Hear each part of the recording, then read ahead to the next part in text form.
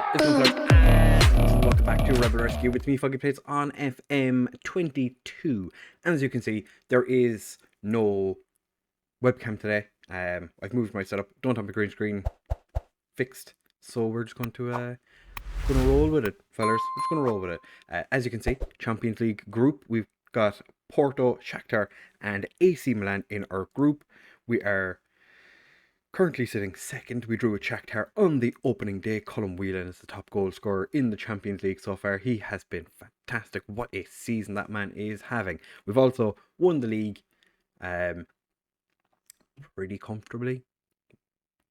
We're 22 points ahead of Derry and we still have 7 games left. Still unbeaten. The game we won it was against Galway. We confirmed their at best playoff spot. Half the points of Sligo Rovers, so I don't think they're going to be surviving. And Colm Whelan, I think you can just give him the Golden Boot trophy. He is almost 20 goals clear. He's 18 goals ahead of John Nugent. I think it's safe to say he has done everything he needs to do. Since you were here last, we've just won every game except against Shakhtar. We drew 3-3. We were comfortably the better team for the first half hour. And then Marion Prince decided to stop being a goalkeeper, so we conceded 3 goals. And then Colm Whelan scored a penalty in the final minutes, which was fantastic. We got ourselves a draw.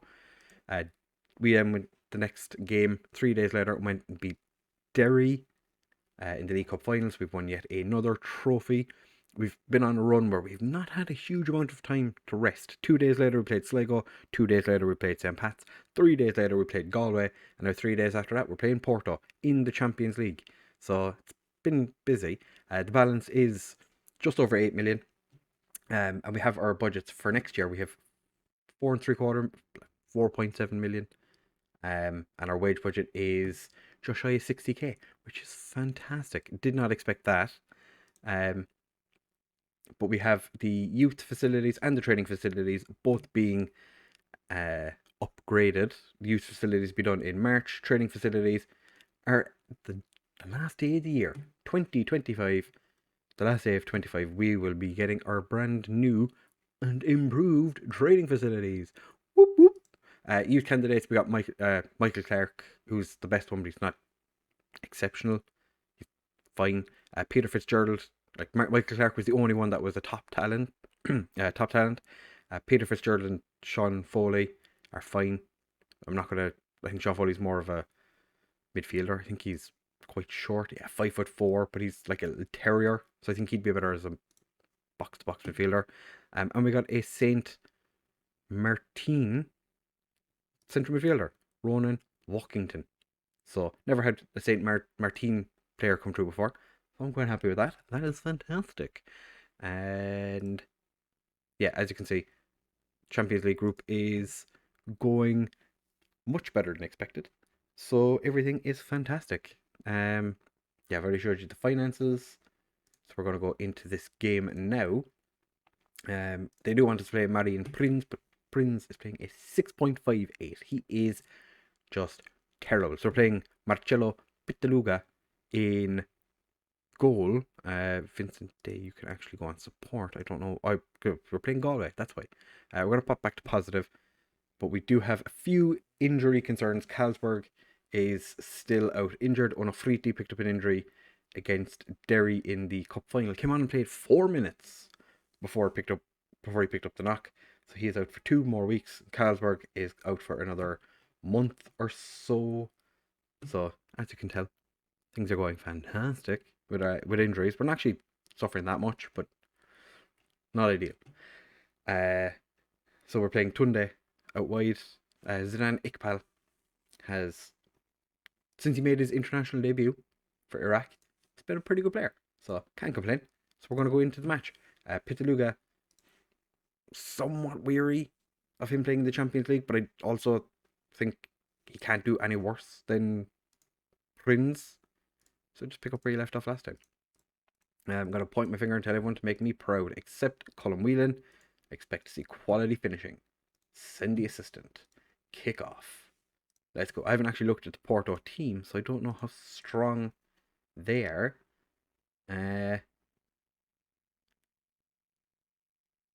Oh, Jake O'Brien almost put that in the back of the net. Unfortunately, he couldn't. Vestergaard finds Ryan Coleman's head, but he's put that one just over. They still have Taremi up front. Herb, Martinez, Quartara. It's an interesting selection. Oh, Sesko's playing for Liverpool. Poor Sporting, 2-0 down after 9 minutes playing against Liverpool. And our players have decided to just let Mehdi Taremi pick up the ball and go for a wander. We're 22 minutes in. This is fine. You know, this is a lot better than I was expecting. Oh, Jake O'Brien, that's like 8 bites. And Matthias's legs, unfortunately, wasn't able to stop him from putting the ball in the back of the net. I do love the how weird some of the actions are by the players. Like Jake O'Brien dives in, instantly stands up, dives in again, and Coleman had a bite off him as well. Unfortunately, none of our players are good enough to be able to stop him. Colin Whelan steps up to take the free kick. He's hit that. Oh, he hit the upright, and none of our players were able to get there fast enough to put it in the back of the net. Not ideal. I think. Oh, AC Milan and Shakhtar haven't kicked off yet. Vestergaard finds Chabozo. Vestergaard. Oh, he's just the whole world opened up in front of him, and unfortunately, couldn't put it past the keeper. I think if we, I suppose, you'd always say like you want to. Oh, Chabozo hits the post. You want to win your home games. We're not expecting an awful lot out of this game. Like, come on, honestly, Porto, AC Milan. The fact we got a draw against Shakhtar was surprising. Show me something else in the second half. None of the players are playing well, so can't really annoy any of them. Colin Whelan's playing terribly. Tunde's not having a great game. Zidane, after him saying how great he's been playing, like I think if Prince played this game, we probably would be losing 8 or 9-0. Quigley went up to a 7 for a second. Vestergaard's on a 7.1. We'll make changes. Vestergaard with the corner. Can't find a Cork City player. And now, Alan Murphy. Beautifully stopped. Coleman. Sending it back to Pitaluga, the Brazilian goalkeeper. Oh, Quigley beautifully stolen away. Colin Whelan's put through. Just, he seems to struggle when he plays against good goalkeepers, which kind of makes sense. Oh, Coleman puts it. The keeper pushed it over. Okay, we have another corner. Going for something a little different this time, are we? Nope. Doing the exact same. I have 3 different corner routines set up. We just did the exact same thing twice. Just keep doing the same thing, lads. What's the worst that could happen? Huh? What's the worst that could happen? Absolutely fucking nothing. Pitaluga finds it. Tunde, who's probably going to get taken off. Quigley. Can't find the back of the net. Alright, it's 69 minutes in. It is time we make some changes. Tunde has been terrible. I'm going to bring on Osene, and we are going to a 3-man attack because why not? Alan Murphy is now having a great game. Fabian can come on for him, and Coleman is booked. I'll take off him and bring on Alton. Pump fists. You show me something else. Show me something else, lads. Show me something. Come on. Fuck. Vincent Day. Potential lower leg issue. Fantastic. I think he's broken his leg. Not ideal, to say the least. Chabozo's going to play left back. For a second, I thought that said he was a 5-star false 9. I was like, are you kidding? Okay, so this went from exceptionally difficult to pretty much impossible. Down to 10 men. Our left back has come off injured, so we're putting a guy who is naturally a striker at left back. And we've just about gotten away with that. I think. Not very attacking. We're going to go attacking for the final 3 minutes. We're not going to get through this group regardless. So it'd be nice if we could just, steal a draw from somewhere. The fact that they're letting Porto players just get the ball that comfortably is a bit frustrating. Chebozo really doesn't know what he's doing, but then again, he is a guy I've been playing at left wing who's actually a striker. And Martinez, I think he's offside. Marcelo Pitaluga is like, he's offside. Yeah, he's offside. No, it's been given. God damn it. Okay, he looked offside to me. I wouldn't have given it. But then again, obviously I wouldn't have given it. I'm the opposition manager. Chebozo, having a whale of a time playing at left back. Probably the most defensive. Oh, Chebozo, penalty? No. Okay. Chebozo almost scored from... Chebozo's also right-footed. I haven't really thought this one through. Put a right-footed striker / left winger inside forward at left back. Yeah, didn't think this one through. Okay, so a 2-0 defeat. We didn't get the result. Should be happy. I think it's fair enough. I think Quigley deserves, you did well despite your effort was good. Yeah, you're unlucky. Right, so we'll be back in just a second. Right, fellas, we're back now for the second game of this episode. We're taking on AC Milan, who, in the last game, or the last round of the Champions League, beat Shakhtar 7-0. So, not ideal. It does mean that goal difference is a little bit in our favour, because we've only -2, Shakhtar -7. So, things are going okay. Things that aren't going okay is the fact that we lost a league game eventually. We beat St. Pat's 7-1. Very comfortable win. Vestergaard scoring himself a cheeky little hat-trick in the first half. Then beat Shamrock Rovers quite comfortably. But we did only have 2 days because the Shamrock Rovers game got moved because we had, I think, 13 players on international duty. And 9 of them were first-team regulars. So we asked to move it, and they duly obliged. And then we played Dundalk 2 days later. Very, very tired team. Could only score twice. Did concede 4. Cian Murphy, as you can see, scored himself a cheeky little brace. We had Alton sent off right at the end, which gave Dundalk a penalty, which they missed, which is why Prinz has a 7.3, because he was absolutely useless in that game. Jonathan Mulder also played horrendously, because I think maybe it was the Porto. Yeah, it was the Porto game that Vincent Day picked up his injury. He is just coming back from that injury now.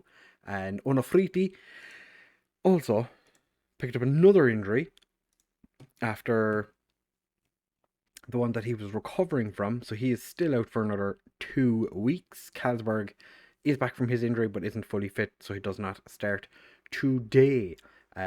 Coleman, who was absolutely dead after the Dundalk game, has managed to recover and is going to be starting yet again today, because he is by far and away the most important player in our team. He's just the best player at the club, hands down, no question, easily. Vestergaard is probably up there as well as an exceptional player, but Prinz's last 5 games have increased significantly because of the last 2 games, and as I said, the last game, all he did was save a penalty. So that's what's pushed him into a position where he's not actually the worst player in the world.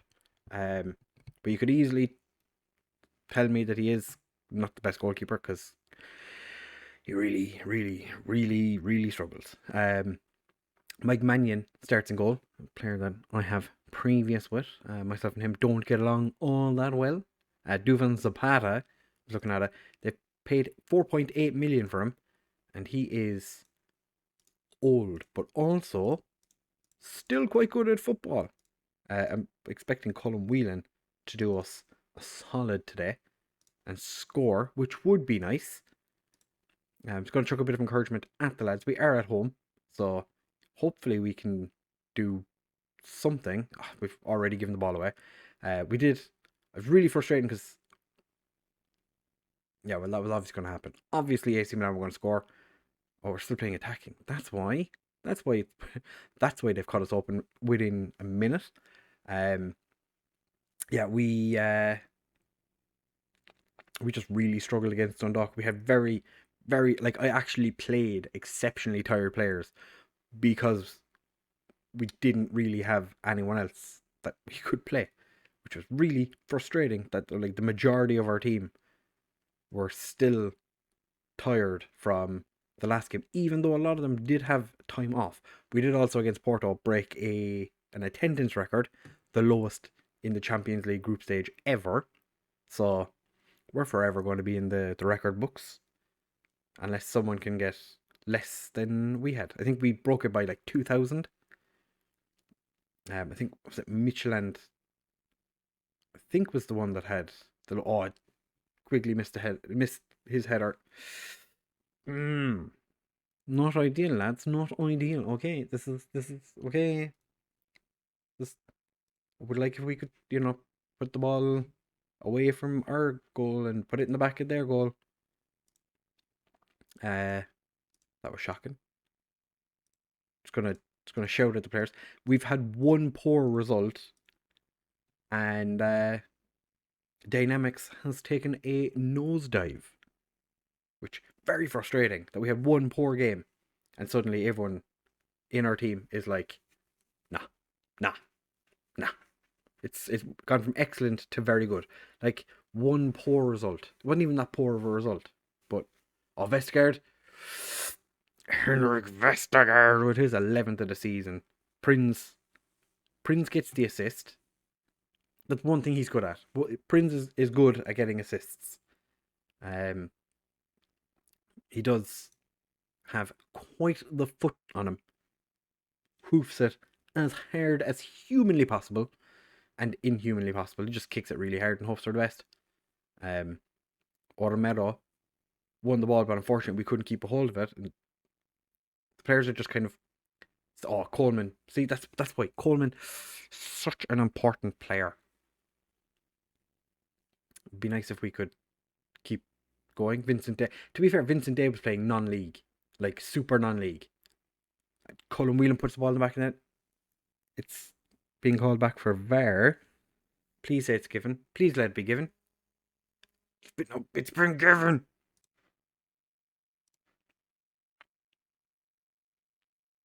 So it's Zidane Iqbal, who was actually having a really poor game, but wheeling through. Tight offside. How tight? No, never offside. Tunde, probably going to have to take Tunde off. He's not playing that well. Don't really, like, without Onofriti, we don't really have anyone that's. Oh, Colin Whelan is definitely offside that time. Definitely offside this time. I'm not even going to. Mike Mannion literally running out to the referee. Yeah, disallowed. I could tell. It was quite a sizable distance offside that time. Vestergaard has been fantastic. He is actually a very, very good playmaker. Karim Tunde really is not having a great game. So, probably was about time I took him off. Probably should have taken him off just a little bit earlier than I did. Vincent Day is not having a great game. Reece Griffin on the bench. Do we bring on Reece? Yeah, I guess we do. We'll leave those substitutions at that for now. No need to make all of our substitutions hastily. We don't want the same thing happening that happened last time when Vincent Day picked up a knock and had to come off because of his injury. But we've already taken him off now, so he can't do it again. Fabian is going to come on in central midfield for Ormero. Hopefully, even if we just keep the 2-2, I'll be happy. If we could win, that would be fantastic. I can't believe Porto aren't beating Shakhtar. I think AC Milan have really proven that they are comfortably better than any team in this group, and they probably could win any of the games at a canter if they felt like it. They're just deciding not to win the games. I'm going to say You were terrible. You were terrible. Cullen Whelan, delighted. Vestergaard, costly mistake. Vincent Day, furious. Vestergaard, demotivated. I was like, you did well, buddy. You did well. The next episode will be 2 Champions League games, the Milan Porto games, or I might do like just a highlights package of the remaining group games, depending on how we're going. I do want to show you how we play against Shakhtar, because I think we're at home for the Shakhtar. Yeah, the last game of the group is against Shakhtar, so that'll be at home. Could be a deciding game for whether we make it to the Europa League or we don't have any more European football. We also played Derry twice at the end of the season, which is going to be fantastic. But if you have enjoyed this episode, do of course make sure to leave a like, comment, subscribe, share with all your friends, and I will catch you in the next one. Bye.